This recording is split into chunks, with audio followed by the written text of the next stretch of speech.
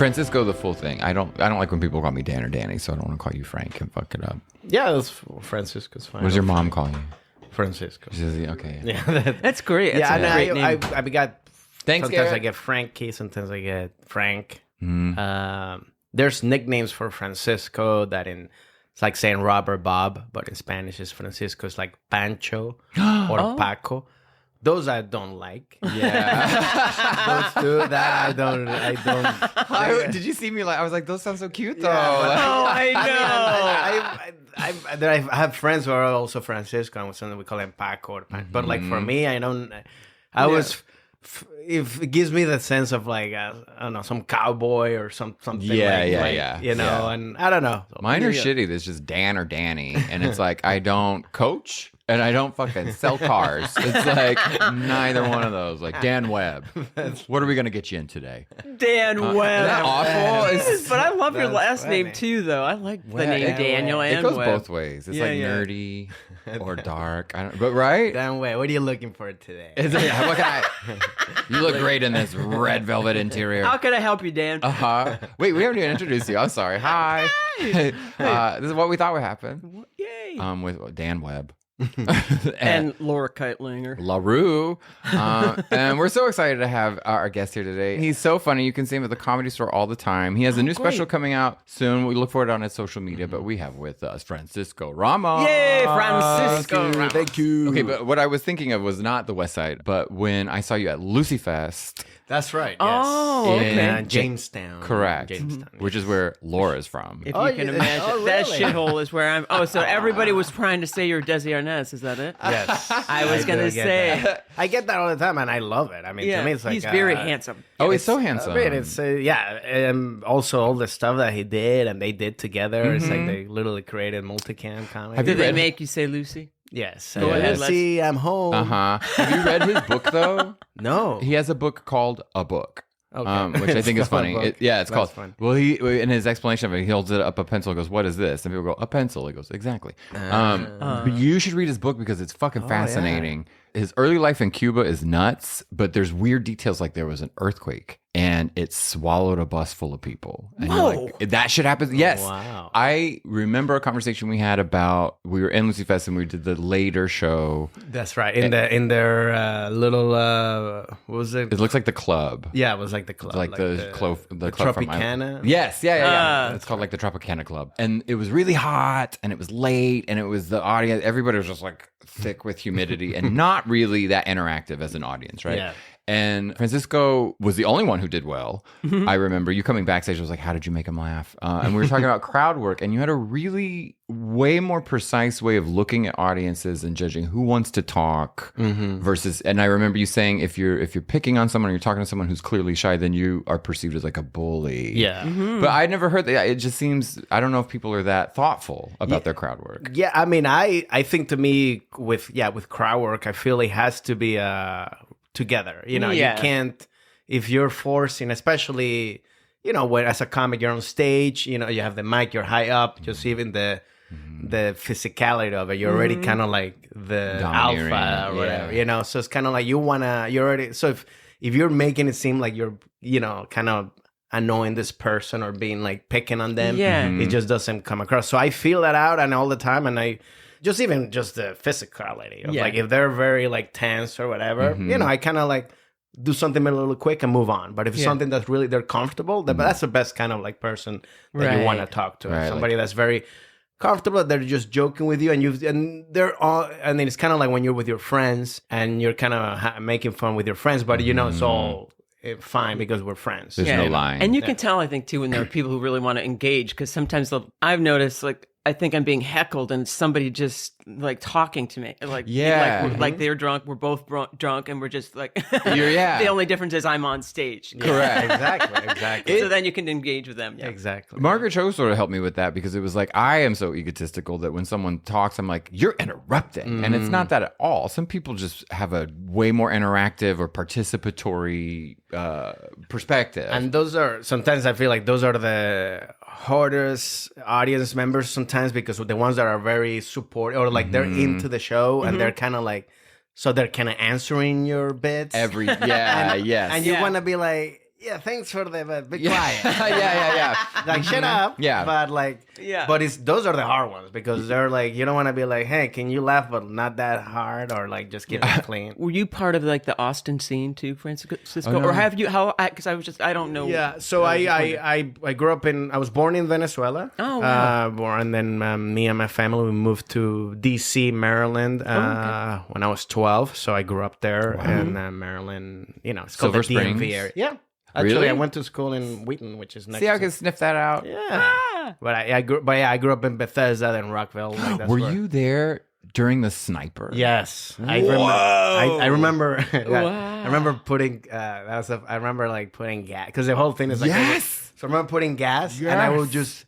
So I remember one time I was putting gas, and I was just like doing like this, like moving. So like, and the guy would have like. You're a moving target. Yes. So it's like if you're gonna get me, you're gonna have to. Do you remember the DC sniper? I know. I definitely Him remember and hearing his about son. Yes. Well, no, it was not. It wasn't his son. It was an adopted son. It was a weird, I think, like gay relationship where because the kid was like 14, right? Oh, I thought they were like father. And I son. don't think they passed that story off.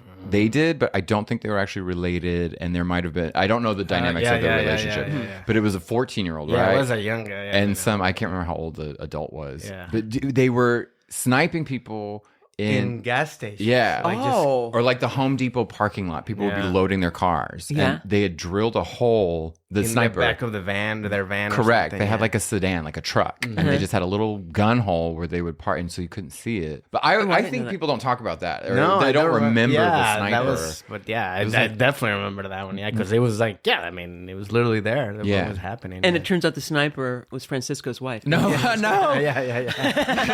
That's how she got it. Yeah. She's like, either you marry me or I'm gonna keep for the rest of your life. Fucked you're gonna up be version putting of gas. Cupid, right? Yeah, I was like, Marriage is like a gun to your head. No, it's not. a little bit. But you are married though, yeah? Yes, I just got married 5 months. I mean, in August. Oh, geez. So, yeah. Really? Congratulations. Thank So you, you yeah. met your wife out here? Yes, we met, and she's from Asheville, North Carolina. I'm talking about. okay. Yeah, and we met in acting class. Okay. Which is So where did you start? Did you start as a stand-up? so I started as a stand-up when I moved here because I didn't. I majored in finance and international business. I went to the University of Maryland, and after I graduated, my last semester is when I realized was the first hint of like.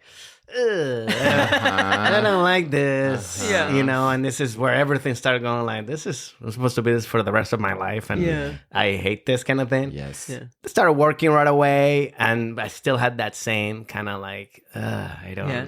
And you're in your 20s then? I'm in my 20s. Yeah, I was 'Cause like that's- 22, 23 when I 22 when I graduated. I would have fucked up a professional job like that. Do you know what Oh, I mean? yeah. Like I would not know where to like find my ass at. but that was like, I mean, that's how I grew up. Like my whole trajectory was to do that. Oh, So okay. it wasn't like that was like the norm. Like, Right. and that's one of the things that that's why I decided to start doing comedy, because I started going like, I know how the rest of my life is gonna be. Yeah. Like I knew it was like, okay, I do this, then I get the masters, then you get married, and then you have kids, Yeah. and then you have divorce, and then all Yeah. this stuff. And then you blow your brains out. Yes, yeah, exactly. yeah. No, I literally thought I was like, if I'm like in my 40s and I'm doing this, I'm gonna kill myself. Yeah. Francisco, were your parents very business oriented? Were they Yes. like, okay, Yeah, get they're a good job? very. My mom, she was a pharmacist, and that's the reason that we moved here, because she worked in marketing, and also she was a pharmacist. That's why she got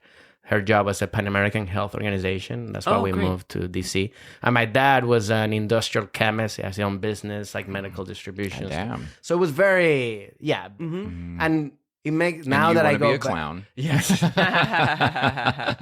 And it's because that makes sense too. Like going back to how they grew up, like their goal was to, like their parents most of them didn't go to college. Yeah, or- yeah. So their thing was to, have a, graduate from the university and then have a job. That was like their thing. Yeah. For me, and I think our generation, we were going like, no, I want to do what I like to do. Yeah. We have. And that's one of the reasons too, because my thing was like when I then decided to move to LA, the number one reason a lot of my friends, or things that a lot of my friends said, they were like, "Oh, I can't believe you have the balls to do that." It's like, and it was a very kind of sad moment because every time I would hear that from them, I'd be like, you can do it. Yeah, exactly. But it was like, it was funny how they not realize it. Because to me, my thing was like, luckily, I don't have to take care of my parents. I don't have kids to take care of. I have the freedom to go and see if I can do it. And if it doesn't work out, I can always come back. Right. You're not destroying all these other lives collaterally. Yeah. Exactly. Totally. Yeah. But all my friends, they all kind of were in that bubble, the society bubble that a lot of them are afraid to get out of, I noticed that sort of like in like Facebook or Instagram world where you like just message with people and they'll be like, you're living it, or it looks like you're, and it's I'm from outsider, like in LA, you're like, oh my God, I'm not anything. I need someone. But from the outside, you see that. And I feel the same way. I'm like, oh, that makes me think that they're not, or living their dream, whatever their dream is. And you see it. I feel like I even, when I first moved to LA, and then I wasn't like delusional where I was like, all right, I'm gonna get there, and I'm gonna become the yes, mister, I'm gonna. You have to be delusional to go straight to LA to start that. But it was, delusional in terms of like, I was like, well, I'm gonna get a job in what I major in, so I can. Have money coming in, and then if it doesn't work, I have this thing, I wasn't delusional in terms of like, I just spent all my savings and I'm like, I'm going to be a star in the first 6 months, Yeah, I missed that crucial first step. Yeah. I need that finance background first.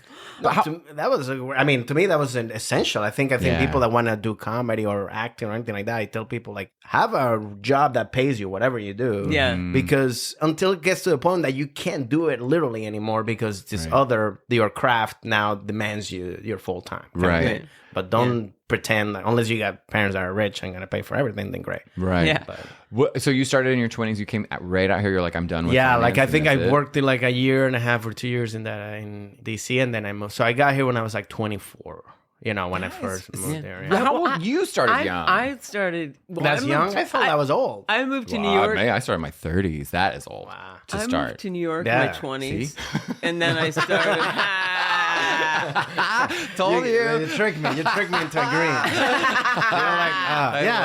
You tell you. Hold on, let me get my teeth off the ground. Hold on.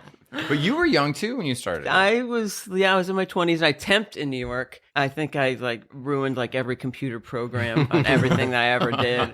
I would actually I did a short called Dependable People, and it was like basically me temping. Like I would look for things to steal all day long, and then I would unplug the phone, so I didn't even have to answer the phone. That's funny. I used to have we talked about that when I worked at the health food store? I was a stalker. Oh, I think I did tell you about that. Where I because I was just a kid. I was 18, like you were a stock boy. Okay, not like a you're like binoculars through the window. It's like, what's your job? I don't work here. I just stalk people. I'm a watcher. I'm a people person. But I was a stock person, and the best way to because I didn't want to work. I didn't like the job. So you would take your cart with all your goods that you're supposed to put on the shelves, right? And you'd park it in the middle of the aisle. And then you kind of make it look like you started. And then I would go into the employee bathroom and I would turn the faucet on and lock the door and sleep. Wow. For like 45 minutes. And then people would come out and they'd be like, where have you been? I'd be like, I'm on aisle 9. Look, my cart's right here. And they'd be like, oh, okay, sorry. Yeah, it works every time. I did the same. That job that I got, and I worked in Center City in those twin, where CAA is. That was like, I worked there. And it's one of the things when like sometimes life, helps you. And that job was a perfect job for me to start doing comedy because it was so easy. Like a little monkey could do it. Because I always say my whole job was to pretend that I was working. Right. I could do the job in an hour, but then I had 8 hours to pretend that I was like, So I would go take naps in my car. I would go around, every cubicle, and people, I'm just like, hey, so what's up? Going wow. And it was very I don't remember then getting the end of the year kind of bonus, and I'd be like, great work. I was like, I'm not doing it. I was like, how is this?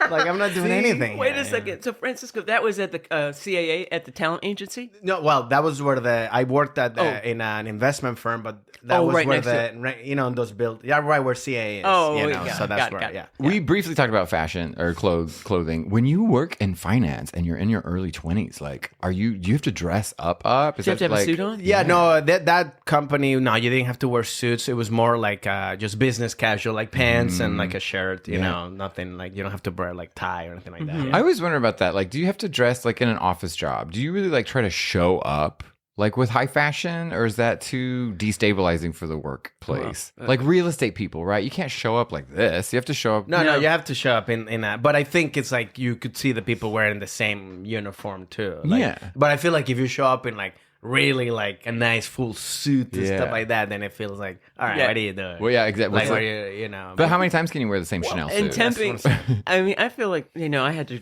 kind of get dressed up, but I'd still be going out doing stand up while I was temping. And so whatever. On the clock? Yeah.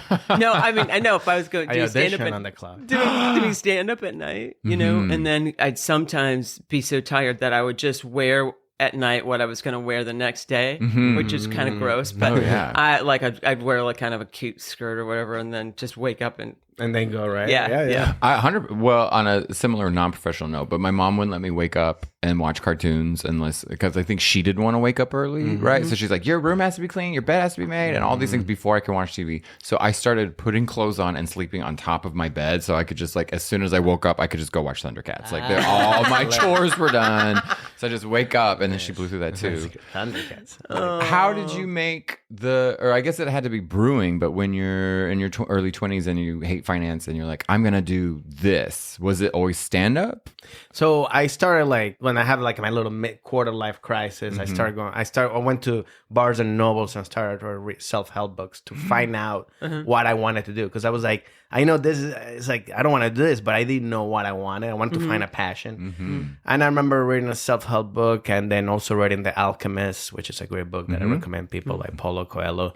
And those kind of books helped me to kind of be like, find out, like, I mean, with The Alchemist, it tells you, look at the signs that life gives you to, like, basically people or life tells you like what you are good at. And I remember going back, I'm like, yeah, people always tell me that I'm funny. That and I also used to love watching comedy, and at that point I loved to watching Whose Line Is It Anyway? Oh yeah. And you know, so I took an improv class at the DC Improv, and they didn't tell anybody. You know, I remember going Sunday one afternoon. Oh, I started stand up in utter secrecy. Yeah, I didn't tell anyone for like a year. I didn't tell anybody because I was like, let me see. And then I remember going that first time. That's when I was like, "Oh, I want to do this again." Like, I didn't because I did a lot of stuff, and it was always like, I get bored. And then also felt that I was better than the norm. You know, when you're like, and I never had that either. I used to play sports. It's true. I used to play sports, and I was always like, I wasn't good or bad, but I wasn't like above average. Right. Yeah. And this one, you could tell I'm like, you know, when you're in the Matrix and everything seems a little slower because you kind of get it quicker.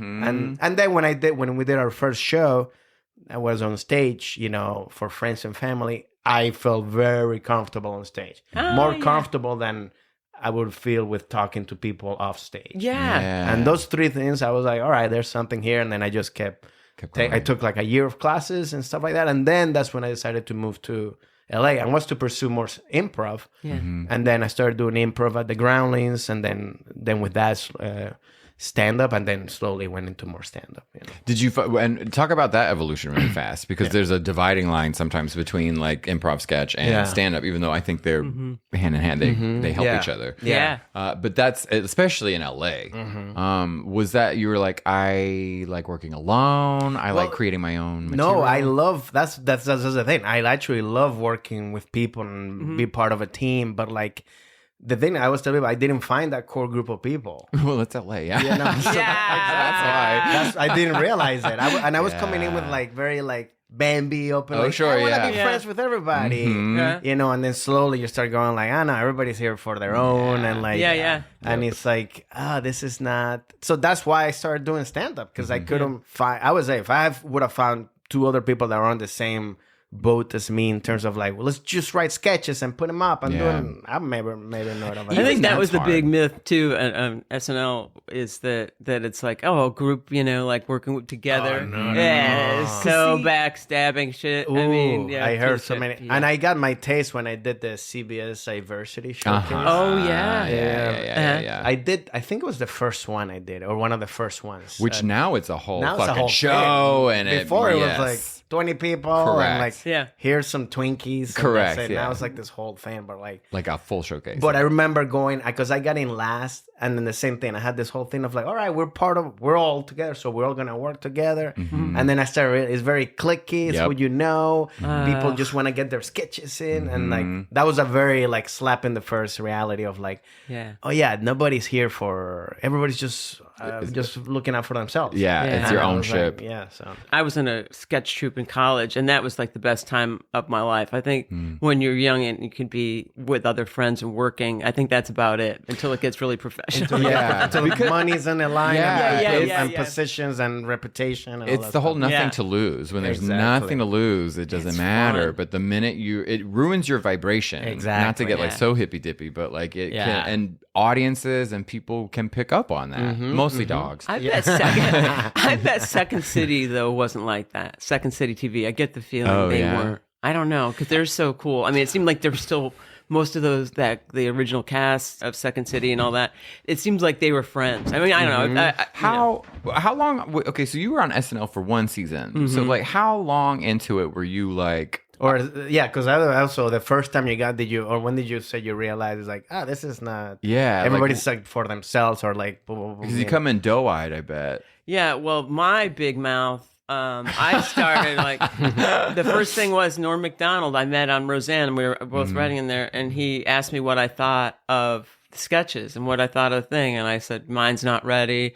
And I guess there seems to be like a real anal probe thing here, like that I don't get or whatever. Like I was just being really candid because I kind of thought he was sort of a friend, or I'd met him at Roseanne, whatever. And then he told everybody what I said. So then I started off on really bad. Obviously, a really bad note. But even if that hadn't happened, the cast had been there 10 years by the time it was the same cast for 10 years. You were a newbie in that. Yeah. And Janine Garofalo and I were, and Chris Elliott, like we were kind of coming in on a group that was already kind of formed. And also kind of being like dragged through the mud too, like kind of They had smaller casts than now. There's fucking 30 people, but then it was like 10, maybe. Well, 12. Well, I remember one of the things I remember is Al Franken was giving a speech like, "We've got to stand together because we're getting torn apart on page 6 of the Post and this and that." And then like the very next day, there was an article and it was him saying why the show sucked. That's hilarious. He was interviewed saying, well, there are too many stand-ups, nobody's done any acting. Also, I'm like, who in like viewership is like, I need to read page 6 to find out what the fuck is making SNL stay in business. But I know, but you're just whatever. The New York Times too was terrible, but I do like, because coming from Texas, I started stand-up in Austin, and so the inevitable question is, did you go to New York or LA? My heart was really New York, and I wanted to go to New York too. So what changed? One of the thoughts was like, well, I was like, I felt like it was more expensive just to live in New York, but mostly I was like, I knew I could just drive back home every weekend or whatever, and I didn't want to have that because I wanted to force myself to like be somewhere where I'm like you're here. I'm like really, I think it was good that I did that because I don't know, maybe I would have gone and then it wasn't going well and I just go back and then I just don't do it. And it's so crazy expensive there now. And it was more here. I felt like you can in LA. You can always find ways to like to not be crazy expensive and still live in the city. I just I can be poor in LA and still be somewhat happy because there's like a blue sky and there's a beach nearby. I can walk, but like I cannot be poor in New York. It will literally kill me. Exactly. I'm curious to say, you said you were watching like Whose Line Is It Anyway? But just generally speaking, what were you watching comedically? Well, Seinfeld was like I mean, I was a huge fan of Seinfeld, so I used to watch it all the time with my family. And then it was funny because I didn't watch that much stand-up at all until I started getting into stand-up, But I remember the ones that I did watch just right before was, Dave Chappelle and Seinfeld. And, those were the ones that kind of like, oh, cool. Like this. But it wasn't, I was more of in the fan of like sketches and comedy and like, like comedy shows and stuff like that. And that's why I wanted to do improv in the beginning, but then, stand-up was just a thing of like, all right, let me do it. And then I could see that, okay, people are kind of catching up to it. And then I was like, all right. And then the main thing was like, it's just me. I can control it. And it's not crazy expensive either because the classes with improv were expensive, stuff like that. Similar. Yeah, I was in bands and stuff. I was going to say, I remember seeing Richard Pryor's special and just thinking how like that was it. I mean, way after he had done it too, probably. It was like, I think it was live on Sunset Strip and it was so damn good. Yeah, it's wild. Austin, there was a minute where they showed it on the big screen. They did like a rehash. So we went and saw that. And that was when I'd already seen Margaret Cho's I'm the One That I Want, which had a theatrical release. Oh, that's great. And in a little theater, she wasn't even there. And at the end, people stood up and clapped. I was like, what the fuck? You know what I mean? I didn't know stand-up could be that. Like, I didn't realize it was a full hour, 90 minutes. Where it's just like one person. And I was in bands, and like just as a bassist, I was like, I have my amp and my bass. Why am I helping the drummer with his cymbals and his bass drum and his all this shit? Right. So it's very much, I was like, we need to streamline this. Yeah. And so I loved stand-up because I was like, guess what? I have to show up with a piece of fucking paper. Exactly. Like, fuck you. I also had that mentality because like I said, I like working as a team, stuff like that. But then I remember the sports that I kind of like sell a little bit more were sports that are more individuals. Yeah. Like tennis, like I'm a tennis player. Do you play badminton? I don't play badminton, but I haven't played it. But I play pickleball. I'm so sick of this pickleball fucking fanaticism going on when badminton is the game. That's the game. Yes. What are you shuttlecock your ass that What? It's so because you get to hit it hard. Yeah. Tennis, you have to be all. Yeah, you gotta have finesse. Fuck that. No, I want a game where I can work out my rage on a tiny little thing called a birdie. Like that's so dumb. Do you play or did you play sports? Yeah, I played. I mean, my dad was a very huge sports fan, so like that's kind of like I got into that because of that. So I played pretty much, I baseball and soccer and basketball, and I did track in high school. Damn. And I did, but tennis is the one that I was like the one that I started the latest, and the ones that I'm the best at. Yeah. And, are you the only kid? No, I have an older sister. She's 2.5 years old. You have an older sister? Yes. I have an older sister. Oh, yeah. They fuck you up, don't they? Yeah, exactly. I mean, I love my sister, but yeah, she's great. But yeah, well, like did you get to sleep in the house when you were growing up? Because Garrett had an older sister too. Yeah, he said when his sister moved out, he still didn't get to pick the room, even though he was still there. Yeah, I remember thinking when my sister went to college, I was like, now I'm on top, and that never happened. It was just the person in charge was gone. Was just was a satellite at that point. And the 2-year thing I find is the one that really incubates that like little brother forever. Perpetuates the little brother. Exactly. And I feel also for me is even more of the when we moved to the U.S. because in Venezuela we didn't even talk each other, and then when we moved here, since now we're like in the same gang. Yeah. And I'm like, hey, you gotta watch each other, So now, and then my parents were like, when my sister started going out to like parties or like nightclubs, they were like, well, if you want to go, you gotta take him. Oh, really? So I remember going to DC to like when I was like 15 and 16 years old to like this nightclub. Well, that's cool. Yeah, it was cool. So it was like we developed a more of a better relationship because of that. You get to drink if you don't tell your parents. Right. Yeah. So like you're don't you dare tell on me. Yeah. You're covering for your sister and you're covering for your parent all at the same time. Exactly. That's not a bad gig. Yeah, that was good. My friend Michelle, she's this Ecuadorian goddess. She's stunning. And when we were 15 and had learner's permits, we would drive to Dallas to go to this gay bar because she wanted to dance because she could. And men would buy her a gay man loved the way she'd spin, so she'd just buy her lemon drops left and right. And I looked like I was 12, so guys would buy me shots because they're like, I want to fuck that, right? So, but we would go all the time, and she worked it. But the best part was our parents thought we were literally just going to dance, like for the emotional satisfaction of moving our bodies. It was like, no, we're going to manipulate adults to getting us drunk.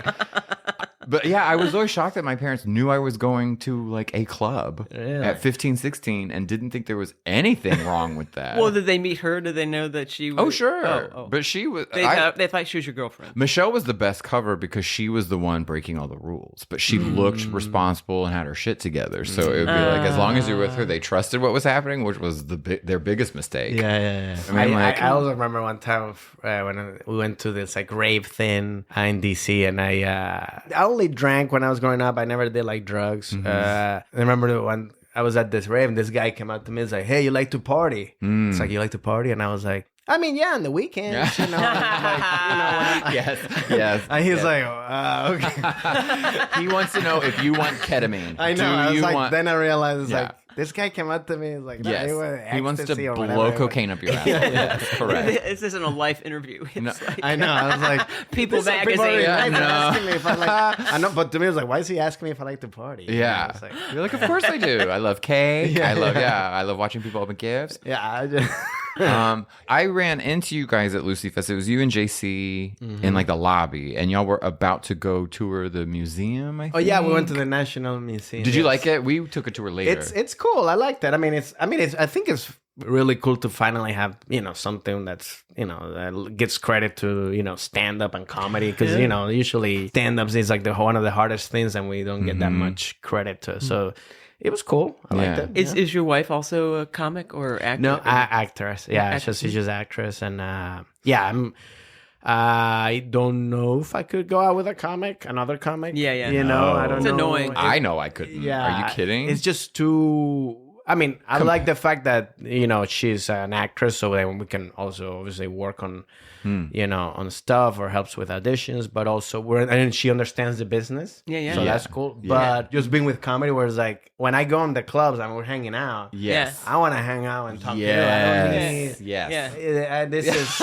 Well, you don't need the domestic issues, which could just be like, you didn't empty the mailbox, things like that. And I'm like, I'm about to go up. Yeah, that's over here. That's over here. Like, can we correct. Just, who cares? Can I tell you though? It's my family will call at fucking 7:59 on a Saturday night. I'm like, y'all know I have one job, and it happens at 8:00 every fucking night. Yeah, but I think I'll talk some shit. Comedy couples start to sound alike. They talk alike, and it's not that they're saying the same thing, but their inflection becomes the same. God. And I'm like, that is the most nauseating thing, right? Yeah. It's just even when you go open for somebody a lot, you're eventually gonna get some of the mannerisms. One of the first, the first one that I did a show on the road with was Sebastian. Amazing. Stalco, but that was when he was just first starting. Not at the stadium, No. It was at the DC Improv, and I just did it because I was like, hey, I'm from DC. I can stay over there. And he was the one that I saw when I was because I worked at the Comedy Store as a door person, and then I was there, and like, well, the first that I was like, oh,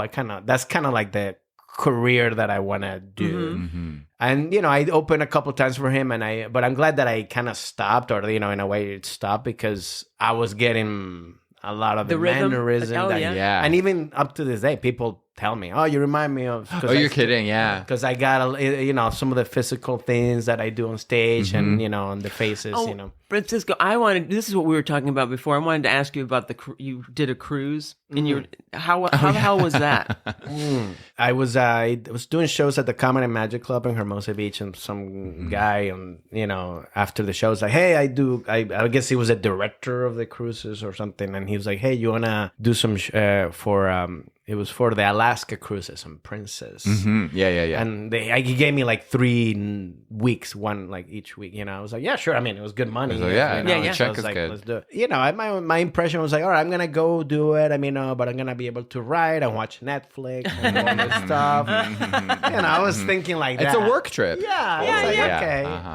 And then you get there and you're like, obviously the internet doesn't work at all. Yes. It's always crazy. Yes. And then there was no cable, no nothing. I watched literally, because that Princess Cruise apparently is where the Love Boat started. Yeah. So I watched every season of the Love Boat for a week, because there was nothing else to do. Yes. Amazing. Okay, so one of my favorite things on the cruise ship is the TV. There's like maybe 19 channels. 10 of them are like produced for the on cruise. The cruise. Yes. Oh shit! So wait a second. You both did the same Princess Cruise. I've done. Thing? I can't even remember the company I worked for was Atlantis and another one, but they rent like an Alaskan cruise or something. So that's the whatever. Yeah. But the Jewelry Channel. Did you notice that? Yes. There's a fucking jewelry store on the boat. Yeah, there is. Yes. And they have a channel where they're selling Nothing is a real gem. It's these fucking fake stones that they put zite or something at the bottom. Tanzanite. Everything's a night. Yeah. But anyway, or the restaurant channel. Yes. They promote the restaurants. I had to memorize. Like, you got nowhere else to go. No. Like, you don't need to promote it. They would show you this fucking like neon purple stone and try and pass it off like a real gem. And it'd be like, this is only $5,000. And the boat. No. But I was obsessed with the TV on the cruise ship. Did you, performance-wise? So performance-wise, so that's another thing too. I didn't, the show, they always want you to do clean, obviously, in those shows. And this one was, the average rate for that, or, was basically people in their 65, 70. So like, this is like older people. And like, clean? They booked you to be clean? And they had to be clean. I had to be clean. I remember I did one show and they had, the show that I think I only did one. Or I think in that first week, and it was in the big theater, so it's like 500 or 700 people, but it was like 200 people spread out. Right, one over there. Oh man, some kids like 7-year-old kids just like in the front. Oh Some old people over there, and and you have to do 35, 40 minutes, and you're like, and you're. I mean, I'm doing whatever I, that's when you go into like. Survival mode. Whatever I'm doing, Oh my god. And then I remember calling my manager at that point. I was like calling him and I was like, hey, he even told me, like, are you having like a nervous breakdown? Yeah. And I was like, this is like, because I was like, it just sucks. It's like, I just didn't like this whole, the fact that I didn't like is the fact that you have to stay there. Yeah. Did you get claustrophobic? I wasn't. It was claustrophobic with the people. I just didn't want to like. I don't care about doing I do corporates or colleges. You do them and then you're out. Yeah. But the fact that you have to then run into those people again. Correct. Oh yeah. And they come up to you. It's a totally different bomb. You were talking about this young woman in the audience who came up to you after. Oh yeah, she was. Because that's the thing. You run into people and then you're eating the buffet where they eat. So some people are coming, hey, good show and stuff like that. And I remember this girl, maybe she was like 15 or something. She was like, hey, great job in the show. I was like, oh, okay. I was like, I'm in Instagram. And she's like, I only follow celebrities. Bye. Which is so mean. And I was like, I just at that point I was like, what am I doing? How do I get off this boat? Everything. It's like, what is going on? Yeah. Like, it's a bomb like no other. Yeah. It's just, it's a bomb because now you have to live. And then luckily that one, I think that was the only show I did. But then in other cruises, you have to do more. Correct. And then people come to see you again. Correct. Oh, no. And then so it's the same people that you did the show last night. Correct. And you might have to have like 2 types of sets. But there's a whole week, so people keep coming, and I'm like, why are you here again? I don't have 4 hours of material. They didn't hire me to write 4 fucking hours of it. So that's why I feel like, especially with comedy, it's just I get like if you're a magician or you're a musician or something or that you do the thing and that's it. But you don't need the audience. Exactly. To participate. You don't need the audience. Exactly. You're right. You don't exactly. need them. Exactly. So you could be part of the jewelry channel. Really. Yeah. I'm obsessed with the jewelry channel. I am, because those people get paid. Yeah. I was on a cruise. This is the last fucking year, right? The only place I really got off that was beautiful was in Cartagena, right? It was fucking gorgeous, That's right? where my sister got married. Oh, really? Yeah, that little city's really beautiful. You go inside the wall, all that Is your stuff. sister out here too? She used to live right here in Laurel Canyon, but now she lives in Madrid. Oh, okay. Now they moved to Madrid. Yeah. Oh, Garrett's sister lives in Mallorca. Oh, nice. Yeah. I want to live in either of those places. It's good. That's where I got married. I got married in Spain, but in Dania, which is close to like 2.5-hour ferry ride to Ibiza. So it's around. Oh, that coast. beautiful. So it's really nice. Yeah. Does how does like Venezuelan Spanish translate to Spanish? It's like saying like somebody from New York or Chicago and then England. Right. So it gives pause. It's different. Yeah, you could easily tell. It's the same language, but the accents and words are different. What's Venezuelan for? How do you say frog? Rana or sapo. Okay. There's one. I think it's Puerto Rican. There's like one other word. Okay. Well, they all. Yeah, every country has their own different. Yeah, I love like for like straw, for example. Like every country in South America has a different. Popote. Yeah, we say pitillo. Oh, excuse me. So there's like 20 more. Yeah. Of like different types of like sorbete or something. So stuff like that. I think is the same, or like saying somebody from Australia or from New Zealand. Like speaking English, but all different. Have you ever done all Spanish? Do you do comedy? I've done shows in Spanish. I want to get more into doing more because I want to now I'm getting more of like people following that are, you know, Spanish speakers, you know, especially from Venezuela. The only thing is like I don't have here in LA. There's not that many places to do Spanish stand up, so I need to practice it, as we know. You know, like I could, if I'm gonna do a show on the road for like an hour, you know, I need to have a good at least practice of you know. So I'm slowly want to get to that. Hopefully this year do more and more. I would love to do that. What, to do mix it up in a do a set in a different language. I mean, well, I was an AFS student, and so I went to I was in Vigo, Vigo, near Madrid, I guess. And I had my Spanish father, mother, sister, and little brother and sister were all, I'm going to say, under 5 feet tall. So everywhere we went, and I was like 5'7" by that point. Everywhere we went, the dad announced, "Muy alta, muy alta, mi guapa, mi guapa." You know, was saying very tall, very beautiful, whatever. But beautiful was absolutely not the case. They just was like, Laura. I was walking in like they were holding a balloon, like everywhere, every hotel, every restaurant, because he was. It's like, come in, look at that. Yeah. I told you.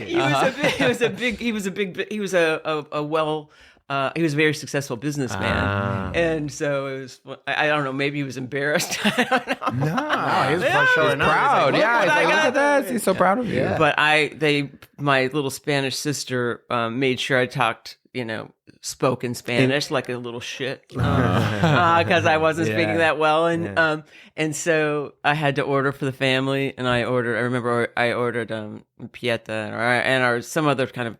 I ordered it was something like a pizza, but not paella. It was a pizza, and I ordered champiñones, which was farmers, right? What? No, but champiñones. Champiñones? Yeah, that's. I mean, well, from in Venezuela, that's like mushrooms or. Like, that's what I meant to say, but then she said that I said farmers on mine. There's champiñones. What's farmer? Oh, campesinos is farmers. That's what I think I ordered on the pizza. Yeah. Campesino. And then it was champiñones like, is you dumb American.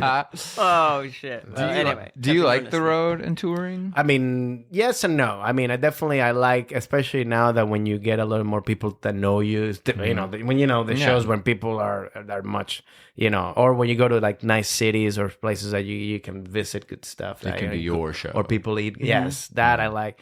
I mean, I'm definitely not a fool. Like I need to be on the road the whole day. I don't. I remember I took a class in DC Improv. It would tell you about what the business of stand-up. I forgot who taught it, but it was like, I remember the main thing that I was like, either you can be a city comic or a road comic. And this before I started, I was like, yeah, I want to be a city comic. I don't, because I also like, you know, acting and I like writing and I like producing or so, you know. So I'm like, I'm not just, you know, want to do full time, just be on the road 306.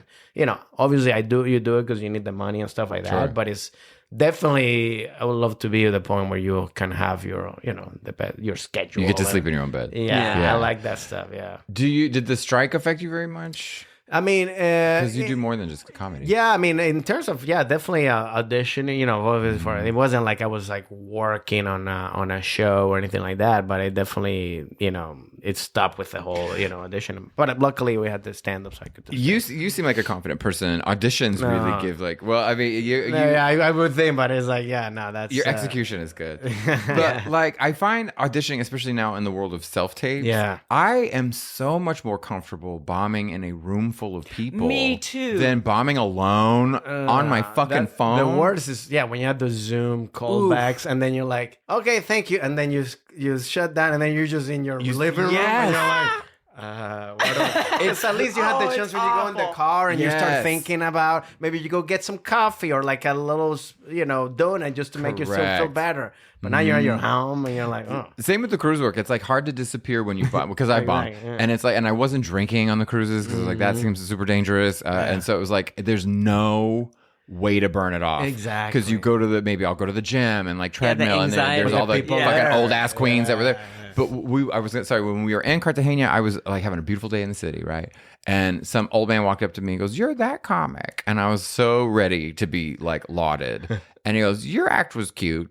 And then he follows up with, "If not a little offensive." I was like, both of those suck. Like, fuck you. Don't say anything. I'm not cute. Yeah. And a little offensive. I want to be fully offensive, you old fucking faggot. Like, don't fucking clock me. Like I just that. understand people like, say anything. Like you don't. I mean, say good job. Great job. That's it. Yeah. Or don't say. Or if you don't like it, just don't say anything. Yeah. Why do they need to say anything? Why do you need to say anything bad? You know, I'm or only anything- accepting compliments. Okay, Exactly. That's it. It's Exactly. comedy though. I feel like there's certain art forms like you never go up to a band and tell them they suck. No. I've never thought that, right? But hey, that could have been better. You know, the drummer, you know, was a little. It's like, But it's all about approach. Like I used to be, or I am a piano player, but I used to try to do it professionally, right? So you play weddings, you play parties, or just in like whatever. Or you go through all the falderall of trying to do your own show / concert, right? And when I tell you I'm playing a piano on a piece that I worked on, and someone comes up and starts No. on the top, I'm like, on what planet would you'd never go to a drummer and pick up some stick and like, on top of what they're doing? It's this weird, because everybody's had a piano and touched one, right? And in comedy, everybody has told a joke or thinks they're funny. I think it's the fact that we make it look so easy, so people go like, I can do that. Right. That's funny. So it's like. It's the same thing with like sports or anything like that, or a doctor. You don't go to a doctor like, hey, you know, that operation, you kind of suck. Yeah, I would. I could have done it. Yeah. I could have done better. So stand-up is something you do now, but you're an actor. Yes. Like what? Where do you see yourself? What do you like working? Like movies, TV? I mean, both. I mean, definitely. We shot a movie that's gonna come out this year. Actually, I shot it next year. It's my first like big role in a movie, like full feature. Like Amazing. It's an independent movie with like there's like Matt Walsh. Hell yeah! Veep is there. Yes. So he's great, and Great. it was one of those movies or one of those experiences that I was like, it also helped me realize, okay, I know more that I thought I did. You know, in terms of like when you're on set and you're like, Yep. and then just even because even being on set, for example, Matt will tell me, hey, he was shooting the scene. He's like, hey, think of something funny I can do here. You know, and Yeah. like he's asking me and kind of Uh-huh. stuff Oh, like that's that. great. So it was a great experience. So yeah, I mean, you know, I think definitely comedy acting, but I also like drama acting. Like I love like being serious, you know, like I just like the process of acting, but also of creating too. Like I think I'm definitely a big fan of just being part of a good project, no matter what it is. I think it's like if it's producing or writing, I love directing too. So I don't have to be the main star Center or of whatever. attention, yeah. Just be part of a good, Yeah. you know, The team. You really are like team oriented. You like being part yeah, of the I group. like. I mean, I always feel like it's great to, you know, when everybody, you know, we all help each other. I feel like that's my thing. If I'm being successful at something, but then that also is going to help you, you know, hopefully, you know, and that was always been my thing. Even when I done my own, I remember I did a. Oh, who's gonna beat this out of you? I know. You haven't lived in LA long enough. I mean, no, now I live in now where I know, like, I want to get to that point, but I know there's like, now I still got that little, like, all right, you're not gonna do it, fuck it, I'll do it myself, you know, whatever. I have that already, but It's like, in there. eventually I wanted, I guess the more projects you can control, the more I want to have that kind of a, you know, It's healthy. experience for people. Of you know what I mean? course. Speaking of Matt Walsh, though, did you ever watch Upright Citizens Brigade, the TV Yeah. show? Oh, no. Oh, you should. Yeah. On Comedy Central? Were you aware of that back then? I did know Yeah, because about that's it, the but UCB channel thing, Yeah. right? Yeah, it was on- like, yeah. Comedy Central. I didn't watch that. It was so funny, Yeah. and their sketches were really. I Yeah. thought one of my favorites was where it was a pilot training course, and the problem was all these planes are crashing, and when they're crashing, the pilots are saying all these horrible things, and they have to. The families of the victims, they don't when they play the tape back, they need to be more disciplined about what they're saying as their plane crashes. So it would be Amy Poehler, and you're in the simulator, and your plane crashes, and you're supposed to like verbalize like everything's fine. This is just. But then Amy Poehler pulls out like a blood sacrifice, and it turns out she's a Satan worshiper, and they have to keep like toning her down. But that's where Matt Walsh came on my radar. Okay. But that's fucking But 25 years ago. Yeah. Do you know what I mean? And like, Yeah. I feel like Veep put him on the Oh map. yeah, yeah. I liked that. I watched a lot. I thought Veep was I pretty love great. Veep. Yeah. Have you ever read their scripts? No. You should. I'm Oh, really really? bad at formatting, and so I need to okay. read others to Yeah. get a good one. But they Oh, that's a good idea. they read so well. But as everybody knows, their cursing Yes. is so like the pristine. curses is not in the script. Oh, they are. Oh, okay. But Yeah. it's so like poetic almost. It's very fluid. Yeah, it is very Um, it has yeah. it has a formula. There's to a it. music to Yeah, it. exactly. Yeah. Yeah. Did you ever play music? No. I love music. I mean, I think if I had a good voice, I would sing. People would know. Yeah, people would know for sure. I'd be singing all the time. Yeah. But but I don't. Yeah, and then I think I do like more like the drumming or like percussion. Like percussion stuff like that. That's something that I would. So you can play Desi Arnaz. Are you a paid regular? Yes. Yeah, you're at the store. At the store, yes, at the Comedy Store, which is huge. Yeah. Let's talk about that. Yeah. You were a door guy. I was a door guy. That's how so when I first moved to LA, I started, doing open mics, all over. And then one of the main open mics was the Comedy Store. So I started going there. And, slowly they would start getting to know me, that I was doing well. I remember, and then I would hang out on the weekends. I remember coming on, because at that point the store wasn't popular. So, everybody was like, they just wanted people to be there. So I was watching a show in the original room, and then the booker who was there came up to me and was like, "Hey, so what's your deal?" And I was like, "Oh no, I'm gonna leave." I was like, "No." It's like, I see you at the open mics all the time. You're good. You want to work here? And then I was like, "Oh." And at that point, I had that investment job, which is full time. I was like, "Well, I have this." Like, "Oh no, we'll figure it out." So that's basically when and that was just, I guess, maybe a year after I moved to LA. Was that Adam? No, it wasn't. It was Tommy. Oh, I don't think I know who that is. No, that was before Adam. Yeah. So, but that even had to be a huge vote of confidence. That's great. No, that was to me that was like, it's one of those things where I go like, life is like life telling you like, okay, you're good at this, or you belong here, or you're kind of like that one. And I mean, that was definitely one thing, because I would say like, that's when I learned to be a comedian, because I was literally just working there, watching people, like Sebastian and other comics just go up and see how they do, how they open, how they close. That took me so it was 2 years of like training, and then that really, and then I worked for 2 years until I got passed. Yeah, and then I stopped working there, but that was definitely the one of the main things. I was like, oh, okay, I'm good at this, because especially it was kind of quick in a way, Yeah, but that is amazing. Actually like very coveted and a huge goal for lots of comedians. I didn't even know really about. I didn't even know it was that. I mean, my thing was more like, sure, it wasn't even like a goal for me. My thing was more like, I just, it just happened, But it was. Was it a moment, or were you like, oh, cool, this like? Well, I remember when I was about. Some people getting passed before me, and I was going like, well, they started with me, or like they're in this like, how come I'm not getting, So when I got passed, I was like, okay, like it wasn't like, oh great, it was more like, I got it, good, like let's like, and I feel like that's always been the thing that I see with my life when I get stuff, that when it's stuff that is right is when you get stuff and you don't celebrate it, like whoa, but you go like, okay, cool, let's do it. And to me, that's when you're ready, really. Because I feel like when you're too much like, whoa, so what am I going to do? Okay, like you start overthinking, then you're maybe not ready. It fucks up your vibration. It fucks up. But to me, it's like, because I feel like you have to celebrate, oh, I got it. But it's like, you get a part of something, but it's like, okay, cool. All right, let's go do it. Let's take this with us and move on. I'm sorry. I was thinking like when I passed in Manhattan at the comic strip, and I remember being really like excited about it. I talked to Lucian Hold, and he was an angel, such a nice guy. And afterward, one of the comics said, wow, so you're going to start working here now? And I said, yeah, I guess so. And he goes, so what are you going to do with the $15? And I was like, what? Yeah. I didn't know. I was like, oh, Jesus, really? Yeah, the paid part. So it's not cab fare either? That's because I'm coming in from Brooklyn. That was always the most insulting thing. Yeah. I got into a discussion. It wasn't a fight, but a discussion when I got paid. This was in LA. It was a sold out show. It was a small venue, but there were people there, and the price to get in was $22 a ticket. But the comics were paid $10. And I was like, I can't even afford to get into the show I just performed at. You know what I mean? You're not even giving me the price of entry to the fucking thing I just worked you for, motherfucker. That's the thing. Yeah, I remember. Well, I had an ex-girlfriend that when I when I left the investment job, and then I started kind of just doing more stand-up, like.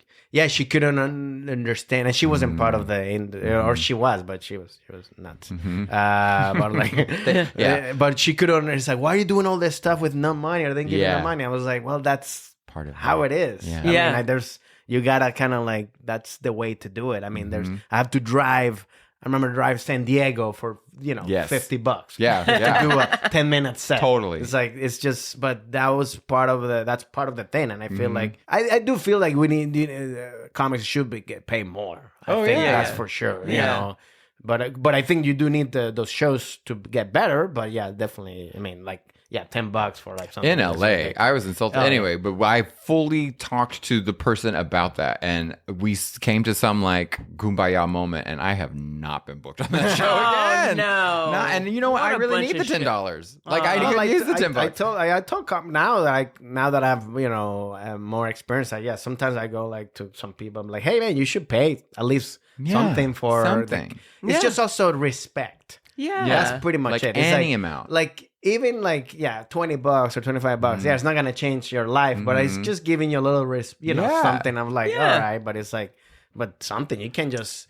It's free. It's like New York pays. It's wild. Yes. The shittiest little show. People can live. If you perform regularly in the main 3-4 clubs, shows a night. You can. But here no, No, it's impossible. Can make money living in just doing comedy. Yeah. which sucks. We ran a show called Hags, and we liked it being That was such a free. great show. Hags was a great show. Yeah. Pandemic really killed it because the venue never really came back. But we did it for free because it just made it easier. It made everything. You didn't have to worry about stuff, ticket sales, whatever, anything. But then the only reason we started charging was to pay the comics. Yeah. That was it. And it was whatever we could scrape together.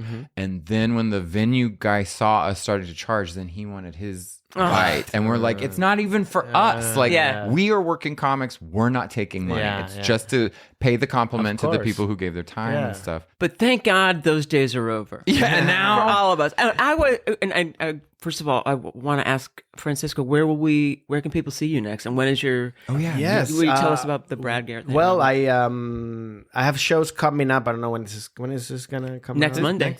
Okay, yeah. So I have shows in Atlanta on February 4th. Seattle, February 16th to the 18th. So people should just wander around Atlanta? Just go wander around. Just find. Where are these shows, Francisco? Francisco. No, you can go Francisco to Ramos. Where do we see you in Atlanta?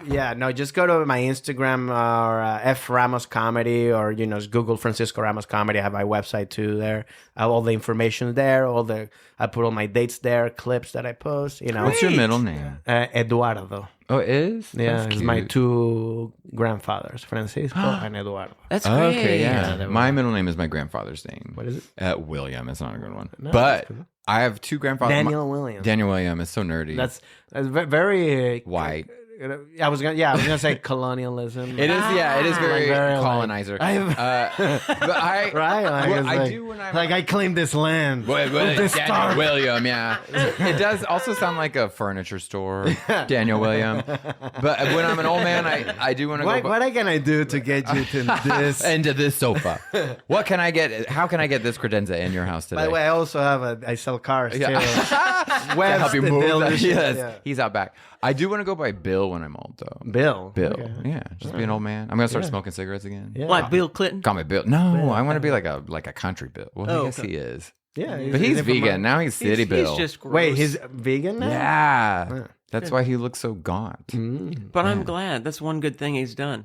Yeah, after all the war crimes, at least he's saving animals. Yeah, that means something to me. No, I'll take it. Wait, no. So where in Atlanta are you going to be? God damn it. Daniel and I are tangents. It's Atlanta Comedy Theater. Oh, fantastic. Yeah, so that's where it's going to be. And then, Seattle Laughs Unlimited or Laughs. That's a club, Laughs Club. And then doing March in Rooster Teeth Feathers in I can't believe that's still the name. Yeah, that's still there. Yeah. Oh yeah. Or just the name. Yeah, Sunnyvale, California. But and then I have this. The name of the special is called is gonna be called Venezuelan American. Venezuelan American. Yeah, Nice. It's like obviously a mix of because even though I was born in Venezuela, I've been living most of my life, and I feel pretty much American more than Venezuelan, but I still got all this. So I'm always like in the little bit of in between. and that's gonna. I don't have a day yet, but I think it's gonna be around March, and it's gonna be come out on YouTube. Oh, great! You know, I'm gonna see it on my YouTube or the 800 Pound Gorilla YouTube, and you know that's great. Yeah. Cool. Yeah. I'm so glad you could come by. Yeah, no, thanks for having me. I had so much time. Great to meet you. I'm a real fan of your comedy, but you too. But it's also just really nice to meet, like, and I don't want to say normal in a bad way, but like a nice, normal person who's like, oh my God, I don't feel like I'm talking to an absolute sociopath. Well, yeah, the same thing. Same thing for both of you. I think it's always cool to feel, because it is. You know, as we talk, like living in this industry, you know, you meet some people that like, and again, that's what I meant in the beginning when I said, or what I mentioned before, was like when you meet successful people, you go like, oh, this is why they are, because they're normal, they're real, they're cool, they're nice, you know, they're not, you know, and I feel like just you can do that, and I think it takes longer, maybe. Yes. It's like you could be an asshole and then be quicker, but also it's like. You also want to be happy with yourself when you look at yourself in the mirror, or at least I am. Yeah, you know, I don't want to be an asshole just to get to a point, right? Or get to a position. It's kind of like, but yeah. Look at that corazon. Honestly, we should just end it because he called us both nice. We should know, have known that. No, that never happens. Anything, Are you kidding? One of us better always gets it. Thank you so much. No, thank you for having me. Yay! Thanks, everybody.